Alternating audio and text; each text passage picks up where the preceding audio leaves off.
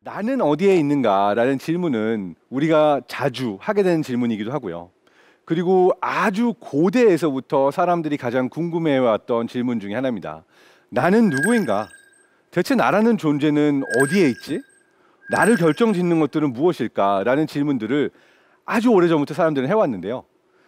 아주 옛날에는 사람들이 이 질문에 대해서 이렇게 생각했습니다. 나라는 존재는 어떤 영혼처럼, 마음처럼 있는 것이고 지금의 육신 안에는 그냥 들어와 있는 거다. 아주 오랫동안 사람들이 믿어왔던 바로는 그렇다면 나의 영혼, 나라는 사람의 마음은 나의 심장에 있어 라고 사람들이 생각을 해왔습니다.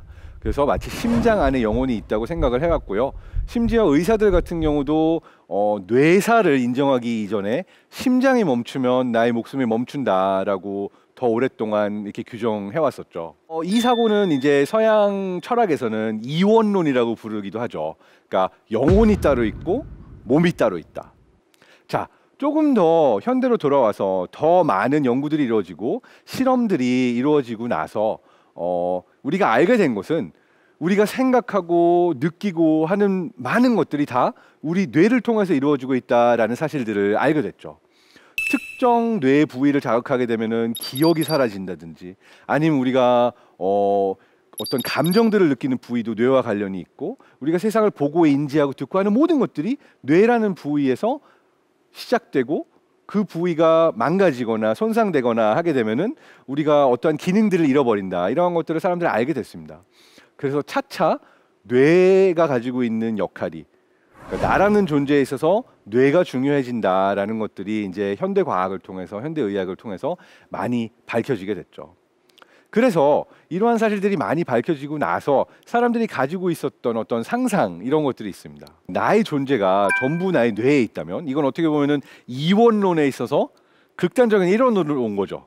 그러니까 따로 마음이나 영혼이나 이런 게 존재하는 것이 아니라 모든 것이 뇌에서 이루어지더라.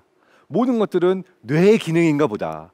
라는 쪽으로 넘어오게 된 거죠. 그래서 이것을 강하게 믿는 사람들 또는 이러한 이론들의 어떤 큰 매력을 느꼈던 사람들 같은 경우에는 우리가 뇌만 따로 꺼내서 어딘가 계속 작동하게 하면은 그럼 나라는 존재가 영원히 살 수 있지 않을까 이런 상상을 하기에 이르렀습니다. 그래서 우리가 다른 모든 몸의 기관들은 이미 이식 수술에 성공했잖아요. 심장 이식 수술도 있고 간 이식 수술도 있고 뭐 인공 관절 이런 것들은 일상적으로 수술이 되고 있고요. 근데 아직까지 뇌 이식 수술은 성공한 적이 없습니다. 과연 내 뇌를 다른 몸에 갖다가 이식했을 경우에 정말 나라는 존재가 다른 몸에서 깨어나가지고 살 수 있을까 없을까? 실제로 이탈리아의 어느 학자는 이걸 하겠다고 공언을 하기도 했는데요. 아직까지는 여러 가지 이유로 인해서 위험한 수술일 뿐더러 실제로 성공률은 아주 희박하다고 점쳐지고 있기도 합니다. 더 최근에 이루어진 뇌과학의 발견에 의하면 뇌 안에서 우리가 생각하고 상상하고 기억하고 하는 모든 것들은 신경세포와 신경세포 사이의 커넥션이고요.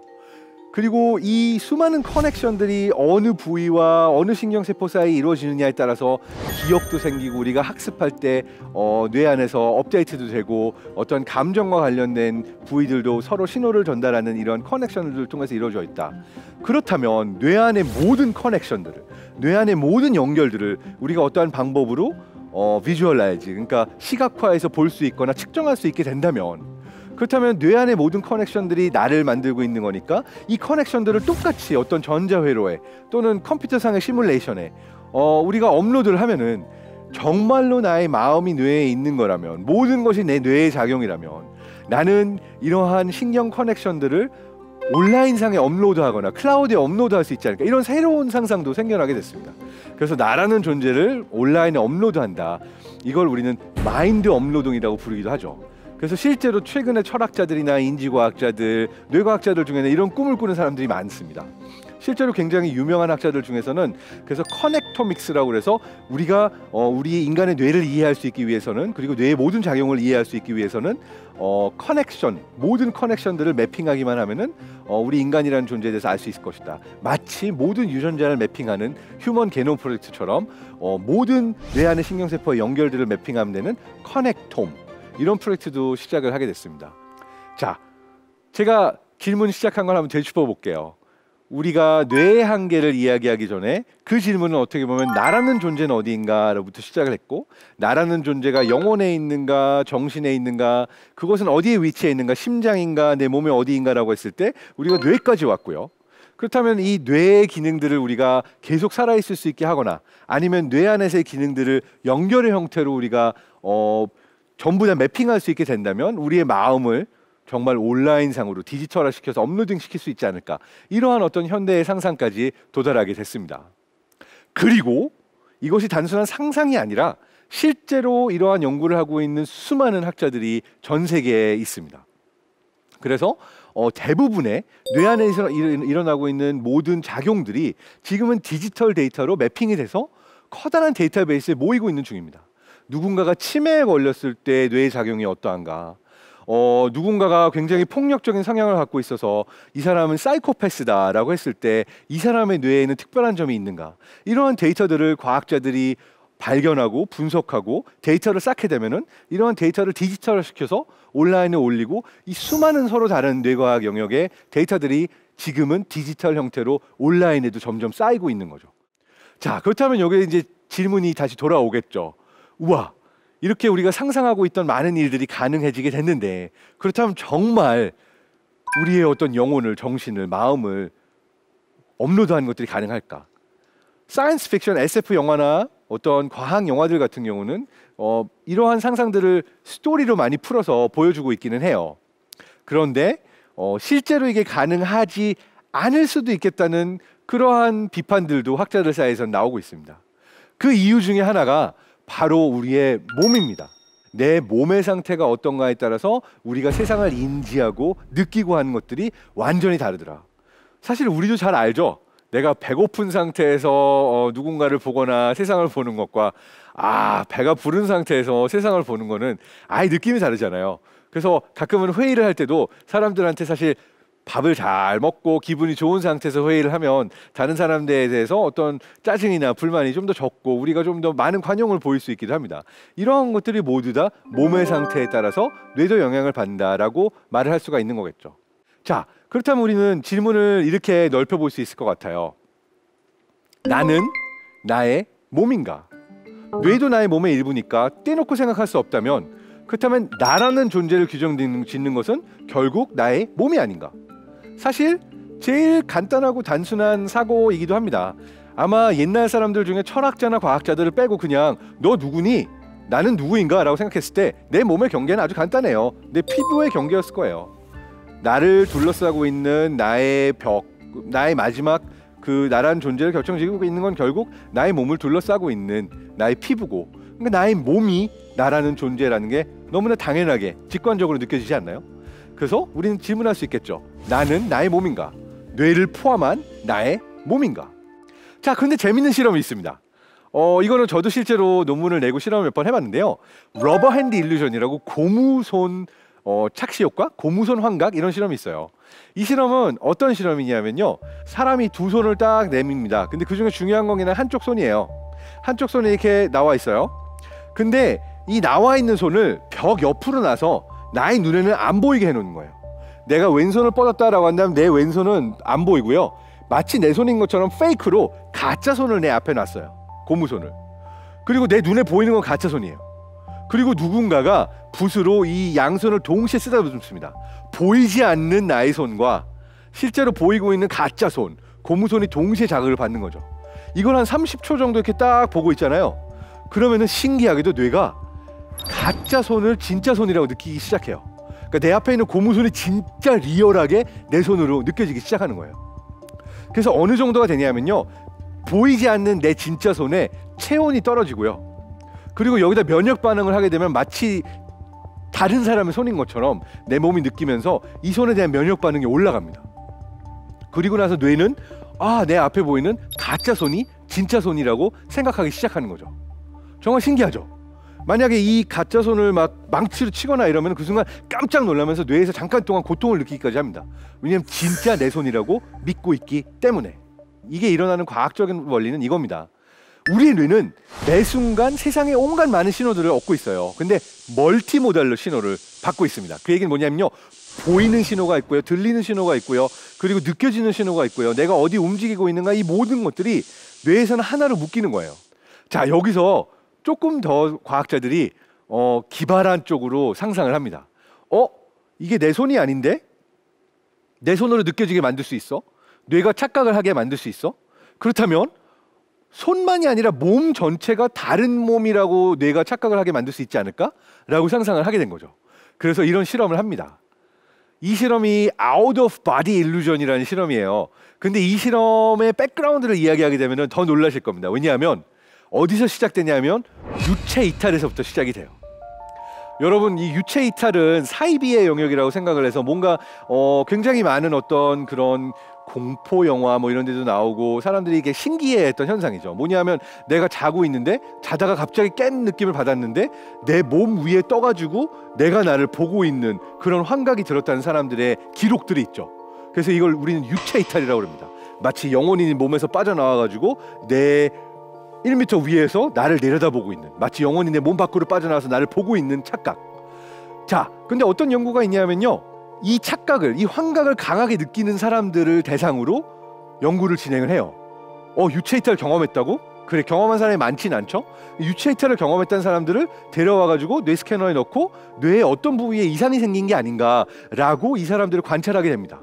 그랬더니 실제로 뇌의 리전, 뇌에 약간의 이상이 온 부위들이 있었어요. 그리고 이 유체 이탈 현상을 경험한 사람들의 뇌 부위에 공통적으로 이러한 이상이 발견이 됐죠. 많은 수의 사람은 아니었지만 몇 명의 사람에서. 어떤 부위였냐면요, 템포로파레이탈 정션이라고 TPJ라고 불리는 부위인데 뭐 이 부위 이름을 기억하실 필요는 없어요. 이 부위가 뭘 하고 있냐면 다양한 형태로 멀티모델로 뇌에 들어오는 신호들을 묶어주는 역할을 하고 있는 부위예요. 유체 이탈을 경험한 사람들의 뇌에서 이러한 부위의 이상들이 발견이 된 거예요. 자, 이거는 그냥 관찰이죠. 이걸 실제로 실험으로 해보고 싶어 한 거예요. 그래서 어떻게 실제로 실험을 해봤냐면요, 아까 고무손, 가짜손 실험에서처럼 사람들을 눕혀놓고요, 또는 세워놓고요, 이 사람들한테 똑같은 형태의 환각을 경험하게 하려고 한 거예요. 자, 여기 보이는 화면에서처럼 사람한테 가상현실, 이런 헤드마운트 디스플레이가 이런 헤드셋을 씌웠어요. 그러니까 내가 보고 있는 거는 가상현실에서 아바타를 보고 있는 거예요. 그리고 나서 아바타의 등을 이렇게 쓰다듬을 때마다 실제로 누군가가 내 등을 쓰다듬어요. 누가 아바타의 어깨를 툭툭툭 치는 순간 누가 동시에 내 어깨를 툭툭툭 칩니다. 그럼 똑같은 환각이 일어나요. 마치 내 1m 앞에 있는 가상현실 속에서 보고 있는 아바타가 내 몸인 것 같은 아주 강력한 착각이 일어나는 거죠. 자, 이걸 어떻게 이용했냐면요, 처음에 서가지고 했는데 환각이 일어나요. 앉아서 했는데도 환각이 일어나요. 그렇다면 카메라의 각도를 교묘하게 우리가 조정을 해가지고 내가 누워있는데 마치 이 아바타가 내 앞에 서가지고 나를 내려다보는 것처럼 이런 환각을 주면 마치 유체 이탈에서 내가 마치 내 1m 위에서 나를 내려다보고 있는 것 같은 환각도 만들 수 있을까? 마치 내가 내 몸 위에 떠서 나를 내려다보는 환각을 만드는 게 가능할까? 답은 가능하다였어요. 아까와 같은 환각을 이용해서 진짜 신기하게도 내가 아닌 내 아바타에 내 몸이 들어가 있는 것 같은 환각을 사람들이 경험하더라라는 거죠. 근데 여기서 신기한 거는 이걸 이제 가능하구나, 이런 환각을 일으키는 게 가능하구나라는 실험을 하고 나서 어떻게 한 거는 더 가냐면요, 사람들이 이 환각을 경험할 때는 뇌에서 어떤 부위가 활성화가 되거나 어떤 부위에 변화가 생기는가를 봤더니 아까 유체 이탈을 경험했던 그런 뇌에 이상이 생겼던 환자들의 뇌 부위와 이 환각을 경험할 때 변화를 일으켰던 뇌 부위가 일치하더라. 이로써 우리는 정말 뇌에서 이런 환각을 일으킬 수 있는 부위가 있고 내가 마치 아바타처럼 다른 몸에 들어간 것 같은 환각을 일으키는 것도 가능하고 아마 이와 비슷한 그러한 역할을 하는 뇌 부위에 이상이 생기면 우리가 유체 이탈이라는 걸 경험하는구나. 그래서 과학적으로 유체 이탈이라는 현상을 설명하기에까지 이른 거죠. 신기하죠? 자, 그런데 여기에서 과학자들은 한 걸음 더 갑니다. 영화 아바타 보셨죠? 영화 아바타에 나오면은 전혀 다른 존재 안에 나를 넣어버리잖아요. 그래서 이 과학자들이 여기에서 몇 걸음 더 가서 또 다른 재밌는 실험들을 합니다. 어떤 실험들을 하냐면요, 사람들을 다른 모습의 사람의 아바타에 넣는 거예요. 근데 사악하게도 바르셀로나 대학교의 한 교수는, 멜슬레이터 교수는 이런 실험도 합니다.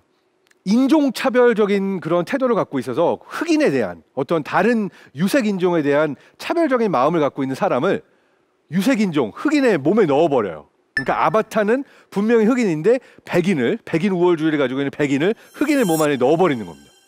그리고 나서 이 사람은 막 걸어다니게 해요. 엄청 짜증 부리죠. 내가 왜 저런 아바타에 들어가게 돼야 돼? 내가 해야 돼? 막 짜증을 부리지만 이건 랜덤입니다. 뭐 돌아다니세요 라고 하고선 실험에 참가시켜요. 한 15분 동안 이걸 하고 나서 다시 돌아왔더니 무의식적으로 이 사람의 인종차별적인 태도가 약화됐다라는 연구 결과도 있고요.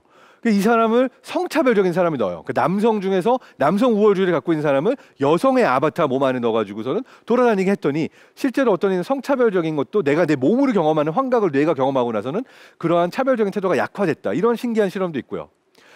내가 힘든 어떤 일이 있어가지고서는 심리 상담을 받고 싶어하는 사람을 이러한 실험에 참가를 시킨 다음에 그냥 자기 이야기를 하게 하는 거랑 환각을 만들어가지고 자기 스스로가 마치 프로이드, 그 유명한 정신 분석학의 프로이드, 이미 돌아가신 분이지만 그분의 아바타가 보이고 이 사람에게 내가 내 이야기를 털어놓을 수 있게 한다라고 했더니 뭔가 더 신뢰도가 올라가면서 내 힘든 이야기를 더 잘하게 되더라. 이러한 형태로 마치 게임 속 세상처럼 이 뇌의 환각을 이용해서 사람들을 다양한 종류의 아바타에 넣는 그러한 실험들도 진행이 됐습니다.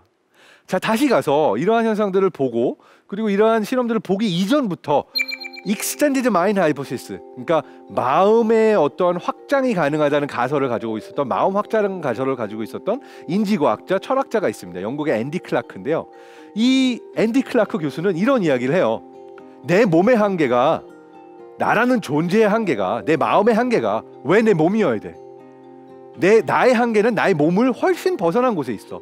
내가 연필을 쓰고 연필을 사용해 가지고서는 공부를 하거나 종이를 쓰게 되면 종이하고 연필조차도 내 몸의 일부로 뇌가 생각할 수가 있는 거고, 내가 게임을 해서 게임 캐릭터 속에 들어가게 되면은 게임 속 세상과 게임 아바타조차도 내 마음과 내 정신, 나란 존재의 일부야 라고 이야기를 하게 되죠. 이게 이제 마음 확장 가설이라고 불리는 앤디 클라크 교수가 이야기한 바고요. 실제로 이거를 진지하게 많은 뇌과학자들이, 인지과학자들이, 심리학자들이, 컴퓨터 공학자들이, 인공지능 연구자들이 연구하고 있습니다. 실제로 영화 아바타에 나온 것처럼 우리의 정신을, 우리가 생각하고 내 몸이라고 믿는 어떠한 것을 다른 더 넓혀진 의미에서의 아바타에 넣을 수 없을까? 그리고 몇 걸음 이미 뇌과학에서 나아간 상태죠.